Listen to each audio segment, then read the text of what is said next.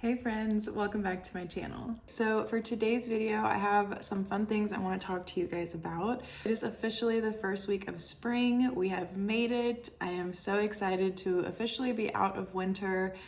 Even though I absolutely adore stormy weather and rainy weather, I definitely love spring and summer. They definitely bring out a much different reading vibe within me, and I'm just very excited to kind of transition into some different genres that I haven't picked up in a while. I thought a great way to start off spring and just kind of kick off this new season would be to share all the top priority books that I'm trying to read throughout the next couple months. So spring lasts from like the middle of March to around the middle end of June. I wanted to keep it realistic for what I could actually add into my TBRs for the next couple months and still be able to add some of my own books that I like to throw in there. So I feel like I have a pretty good little list of books. With that said, I really do want to challenge myself this year and pick up some genres that I really haven't been reaching for a lot of lately. So because of that, I wanted to go ahead and add some nonfiction and maybe historical fiction genres. Sorry, this is my cat Simon. I don't believe I've introduced him yet, and he just wanted to come say hi. He just had lunch and he's already asking for more because he loves kibble. Anyways, a lot of the books that I have in this kind of planned TBR that I have are some memoirs, we have some literary fiction, historical fiction. Obviously, because I'm a fantasy reader, I also had to throw in some fantasy books in here as well. So I feel like we have a pretty diverse mix, and honestly, I'm just excited to be challenging myself and to be challenging my perspective and just trying to learn more from these awesome books. So the first book I wanted to pick up is When Breath Becomes Air by Paul Kalanithi. This is a memoir about a neurosurgeon who was actually diagnosed with end-stage cancer, and he really reflects on his journey of going from being a doctor to a patient, what it means to live, what it means to die, and that whole process. So I really am intrigued by this story. I've heard really amazing things about this book, and I just thought it would be a really fantastic read to pick up and just bring some perspective and just some wholesome, good messaging. So I wanted to pick this one up first. Okay, so then the next book that I went ahead and chose is Educated, and this is by Tara Westover. This is also a memoir, and this is about a young woman's journey of basically how she was raised in a Mormon household, and when she was young, she was not allowed to go to school. She had some other troubles as well. But eventually, as an adult, she was able to go back and get her PhD from Cambridge University. So this is her reflection on really how the value of education has really changed and affected her life. I just felt like this was a very interesting book. As a student right now, I also feel very called to pick this book up. So I'm excited to read this one. So then the next book that I chose is Go as a River, and this is by Shelley Reed.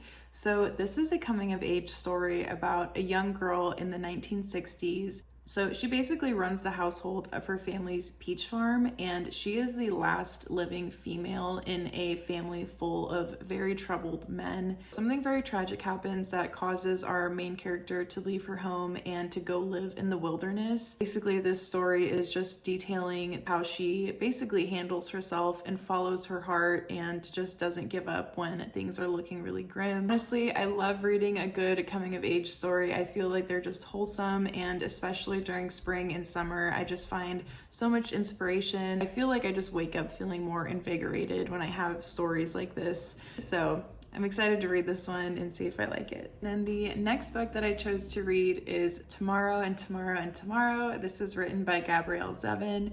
And honestly, I'm really excited to pick this up. It has been on my TBR for quite some time. I've seen a lot of people raving about this book, and honestly, I think I just have a little bit of FOMO. So apparently this story is not a romance, but it is about love and about friendship.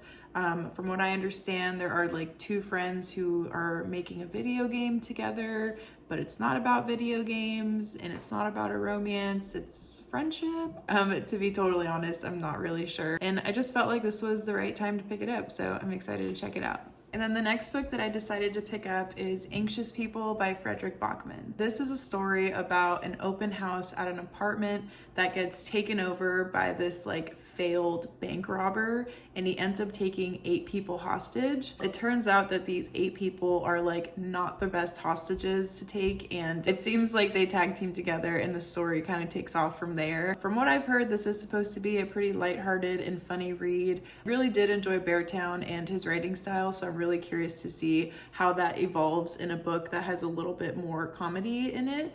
But yeah, I'm just excited to check this book out and see what I think. Okay, so the next book that I chose is actually a historical fiction, and that is The Great Alone by Kristen Hanna. So this is a story that's supposed to take place in 1974, where we have a family, and the father in this family is actually a Vietnam veteran. The father really starts to struggle. He makes a very impulsive decision and decides to move his wife and his 13-year-old daughter off to the frontier of Alaska, where they will pretty much be living off-grid. And as time passes, the father's mental health continues to deteriorate, and the story focuses on the mother and daughter and how they're going to survive now. This sounds very interesting and intriguing to me, and I just am really excited to read more of Kristen Hanna's work. I did read The Nightingale earlier in the year, and I really loved that book. I thought Kristen Hanna's writing style was awesome, and I thought that was a very well done World War II historical fiction. So I'm really curious to see how I like this one and just kind of get back into her writing style. So I'm really excited to pick this one up.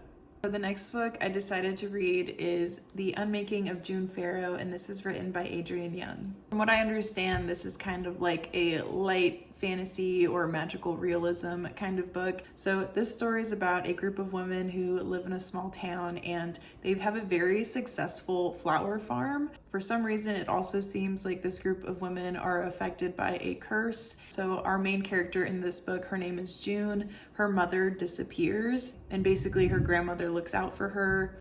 So I'm not too sure about any other details in this story, but I'm just really excited to check this one out. I've heard really great things about this book, and yeah, I'm just really excited to see what it's about.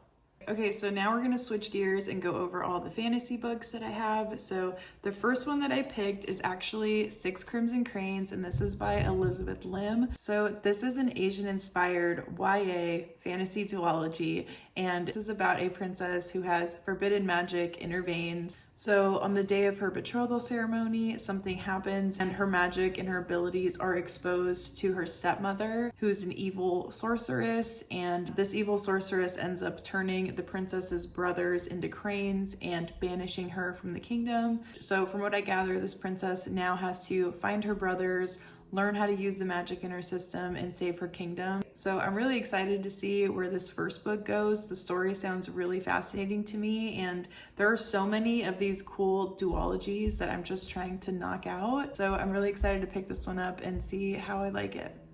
All right, and then the next book that I chose is actually another fantasy duology, and that is Legendborn.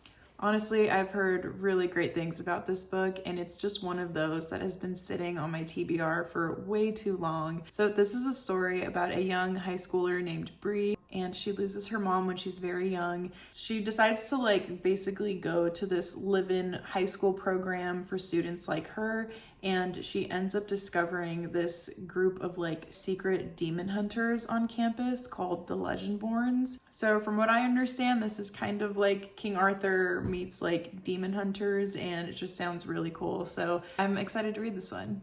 All right, you guys, and then the last two books I want to talk to you guys about are actually in the same duology. So I have Six of Crows, and then I have Crooked Kingdom. I really want to utilize these two books to kind of springboard me into my next big reading project, which is going to be going into Brandon Sanderson's work and kind of diving into the Cosmere. Since this will be my first exposure to a fantasy heist, I definitely wanted to allow the appropriate space for me to appreciate this, so then I could go into Brandon Sanderson next and just kind of consume all of his books together, if that makes sense. I don't know, I'm gonna see if I recommend doing this, but this is just kind of how I thought of approaching it, and I've heard, again, nothing but great things, and these are just really high on my TBR list. All right, you guys, that was it for today's video. Thank you so much for joining me and listening to me talk about my spring TBR. I feel like this is a very realistic approach to kind of my plans that I have for the rest of the year. So I'm really excited to read these books and give you guys my feedback on them. So give this video a thumbs up if you guys like this, and let me know in the comments what are some of the books you guys are reading. I hope you have a great rest of your week. And yeah, I will see you guys next time. Bye.